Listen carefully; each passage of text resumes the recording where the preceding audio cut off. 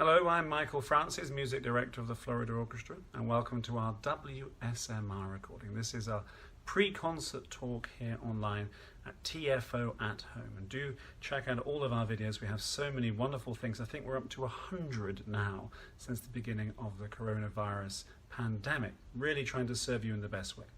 So this concert was designed as a journey from darkness to light.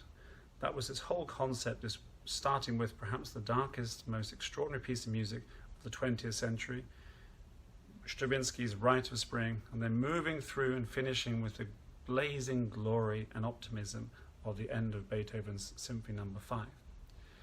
The Rite of Spring, there is no more controversial, no more influential piece of music of the 20th century. It's amazing to think that he wrote this extraordinary outpouring of visceral savagery in a tiny rented apartment with just a little desk, a chair and a piano in a sleepy part of Switzerland. But what came out of Stravinsky shocked the world, and it's absolutely no exaggeration to say that. The basic story of the ballet of the Rite of Spring is a series of pagan rituals in which the sacrificial virgin dances herself to death. And that's not really the big story of it. What is amazing, of course, you would have seen Nijinsky's extraordinary, exotic and wild choreography. You would have seen Diaghilev, the great puppet master who put on all of these ballets, the agent provocateur of Paris with his ballet russe. Nicholas Roerich was an archaeologist and folklorist who understood all of the rituals and ancient world of the pagan stuff in Russia all the way back. And he worked closely, giving the sort of dramatic setting for this to Stravinsky. But what really was amazing was this cacophonous sound that Stravinsky produced from the creepy opening bassoon writing, from the way that he thrusts various different melodies together, almost like a triangle being forced into a circle being forced into a square. And these two worlds, this ancient and this modern world being brought together. This is absolute modernism. In fact, I can say there's probably no more modern piece of music written in 1913. There became more pieces which have a sort of more avant-garde feeling, more extreme, but nothing was as overtly modern.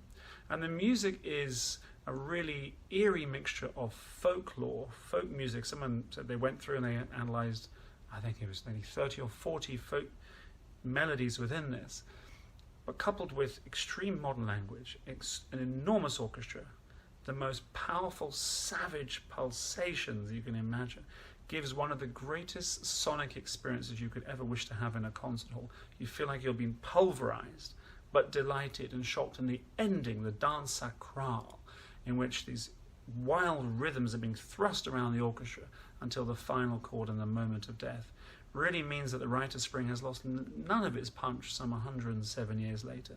The performance you're about to hear is from the Florida Orchestra, conducted by Tito Muniz in May 2013. Beethoven's Fifth Symphony, which I conducted on this recording in September 2018, I have very fond memories of that performance. The musicians were on fire that night. This piece begins with the most iconic sort of da-da-da-dum, the most famous four notes in classical music. This is on Michelangelo's fingers. This is the Mona Lisa. This is beyond music. It's so famous and so iconic. And everyone assumes it was fate knocking at the door. This piece is written in 1805, 1806. Actually, I've got to share with you just the amazing world premiere of this piece. This was on the concert at the beginning. Symphony No. 6, world premiere, all by Beethoven. A Perfido, an aria. Then the Gloria, Mass in C. Then the Piano Concerto No. 4 with Beethoven as soloist. Then Symphony No. 5. Then the Sanctus, Mass in C, an extemporized piano fantasia, and then finishing with the choral fantasy. All on one rehearsal. The scandal caused by the Rite of Spring led to one of the most infamous premieres of all time. Well, this is another one, but for another reason. I'm sure the performances were scandalous. If you tried to put on that much music and that difficult on one rehearsal, eek. So the piece begins with this da-da-da-dum rhythm. But actually there's been great evidence by John Eliot Gardner and other musicologists to prove that there's a connection between this and Cherubini's hymn to Pantheon. This piece is actually about revolution. Nous jurons tous l'affaire en main. We all stand with iron in hand. It's a French revolutionary hymn written subtly into the music, because of course at that time there was a tremendous fear in Vienna of the French Revolution coming and taking over Vienna as well. In fact, there was a secret police, and Beethoven was being watched. For in 1789, when the French Revolution started, he was an impressionable student, aged 19, at the University of Bonn. So this music begins with this whispering power of all these conspiratorial voices, trying to understand the goodness of the French Revolution, not just what it became, the idea of liberté, égalité, and fraternity, ou la mort, liberty and equality and freedom, or death. This is something worth fighting for. And Beethoven believed in the equality of man very, very strongly. Of course, he was disgusted by what Robespierre went on to do and turn it into despotic control, but as Schiller says, it was a great idea ruined by little people. But the first movement has this revolutionary power and strength.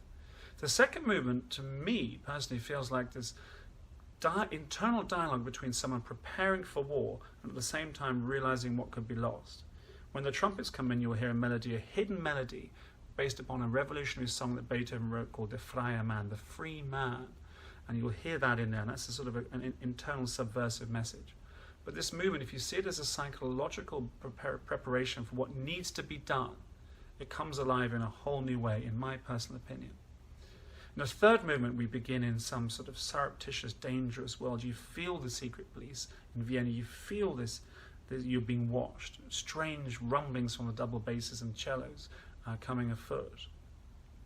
And then this wild trio in which the double basses and cellos. I was a double bass player, so I used to love playing the symphony. Conducting it, however, is even more fun.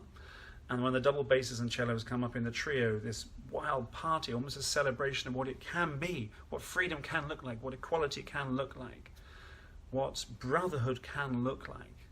And then the movement then dissipates down into this strangest transition. At the end of the third movement, the music goes so quiet, and you hear this small skeletal pulsations on the timpani leading us up into the fourth movement, which happens immediately after the third. It really was an extraordinary form that he created in this symphony. And when the fourth movement begins, you hear the trombones for the first time, and you hear a piccolo and a contrabassoon. Well, the piccolo and contrabassoon represent the wind band, which represents the proletariat, all of the people, and the trombones represent the church. So suddenly now in this music you have everybody, the whole of society is represented in these great hymns of victory, these revolutionary songs. Subtly in the cellos you'll hear little melodies like La Liberté, hidden, again, quotations from other composers. And this music builds to such a wonderful climax, you think, here we go, this is it, this is the great moment. But then Beethoven kind of stops us, and he goes back over the third movement, which is a very unusual formal structure, as if maybe just to remind us of what we lost, or maybe to bring on some stragglers who hadn't quite arrived with us. And we finish the fourth movement in blazing glory. And beginning where we were, ba-ba-ba-bum, becomes ba-ba-ba-bum, ba-ba-ba-bum. Suddenly now, what was dark downturn becomes positive upturn, and we end in tremendous glory.